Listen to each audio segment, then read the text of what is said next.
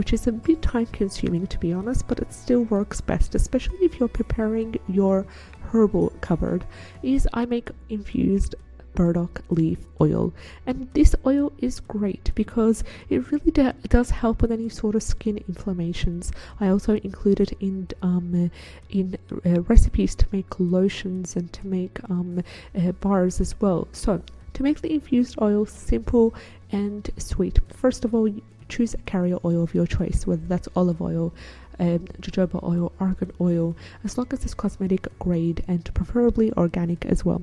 And then take out the leaves, preferably the dried leaves, just to avoid any sort of moisture buildup or any mold formation. So choose your dry leaves, put them in a sterilized glass jar, preferably a dark one, just so you could kind of avoid any sort of the ingredients going bad. That way, once you put in your dried leaves, pour some oil over it. You can do